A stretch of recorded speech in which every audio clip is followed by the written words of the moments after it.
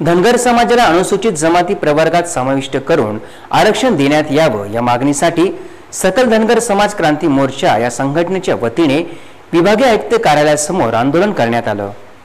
धनगर समाजासाठी आरक्षणाची तरतूद करून एसटी प्रवर्गात आरक्षण देण्यात यावे अशी मागणी सकल धनगर समाज क्रांती मोर्चाच्या वतीने करण्यात आली।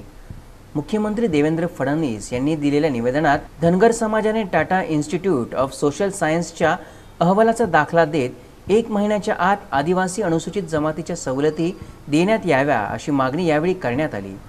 सोलापूर विद्यापीठास पुण्यश्लोक अहिल्यादेवी होळकर यांचे नाव द्यावे, शेळी मेंढी विकास महामंडळास 500 कोटींचा निधी उपलब्ध करून द्यावा, मेंढपाळास चराऊ क्षेत्र अर्थात कुरण आणि शस्त्र परवाना देण्यात यावा आदी मागण्या करण्यात आल्या आहेत।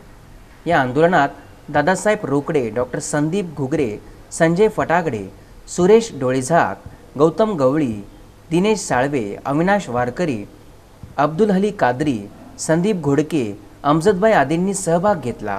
पूर्ण झाल्या नाही याला 27 तारखेला आज मुंबईमध्ये आझाद मैदानावर धोनीरामजी राठोड आणि प्रकाश अण्णा सेंडगे यांचा मोठा मेळावा आहे। त्यानंतर 27 तारखेला गोपीचंद पडवळकर, उत्तम जानकर याच्यातून महाडमधून चौदार ताळ्यातून जिथे बाबासाहेब आंबेडकरांनी महाराष्ट्रातले चौदार ताळ्यातलं पाणी जनतेला मोकळे करून दिलेले आहे, त्यांचे दर्शन घेऊन धनगर समाजाचे नेतृत्व 10 लाख लोक तिथे आझाद मैदानावर शिवाजी मैदानावर करत आहे। धनगर समाजाला सर्टिफिकेट जोपर्यंत देत नाही तोपर्यंत आम्ही आंदोलनातून माघार घेणार नाही। आमचं रक्तदान झालं चालेल, बलिदान झाले ते चालेल, पण धनगर समाज आता आर पार लढतोय।